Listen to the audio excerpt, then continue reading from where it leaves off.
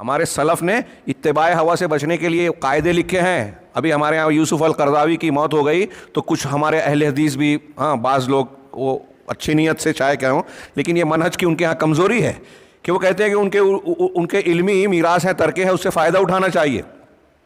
آپ عالم کی حیثیت سے یہ عوام کو بولو گے تو یہی سب نتیجے نکلتے ہیں.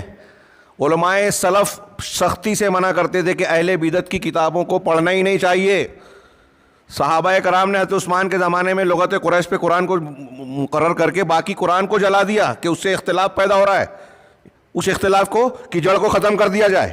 حضرت عمر فاروق رضی اللہ تعالیٰ عنہ نے اللہ کے رسول کے سامنے پچھلی کتاب کو پڑھا تو آپ ناراض ہو گئے. امتہوکون فیہا یا ابن الخطاب، کہ اس کے بارے میں کیا تم حیران ہو اور اس میں یعنی غور و فکر کیے بغیر لاپرواہی سے اس کی وجہ سے تم جو ہے گمراہی میں پڑھنے جا رہے ہو.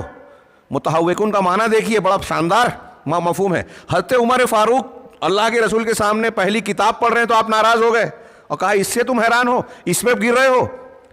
اور ہمارا آج کا معاملہ یہ ہے کہ بدعتیوں کی کتاب پڑھیں ہم. قاعدہ علماء نے لکھا ہے، باقاعدہ اس کا اصول لکھا ہے کہ اہل بدعت کی کتابوں کو عوام کو تو پڑھنا ہی نہیں چاہیے، اور جن کو پڑھنا ہے اس کے قاعدے بتائے ہیں، شرائط بیان کی ہے کہ اس کو شعور ہو، رد کرے، رد کرنے کے لیے پڑھے.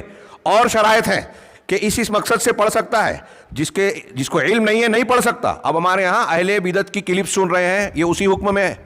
صحابہ کرام پہ تنقید کرنے والے، حدیثوں کا انکار کرنے والے، عقلانی لوگ، خارجی لوگ، وہ لوگ جو فکر میں عمل میں مفکریت کے عنوان سے جو ہے گمراہی پھیلا رہے ہیں، ہمارا نوجوان اس کو سنتا ہے. قرآن و حدیث کا اور منہج کا صحیح علم حاصل نہیں کیا، ان کو سنتے ہیں تو ارتداد پھیل رہا ہے.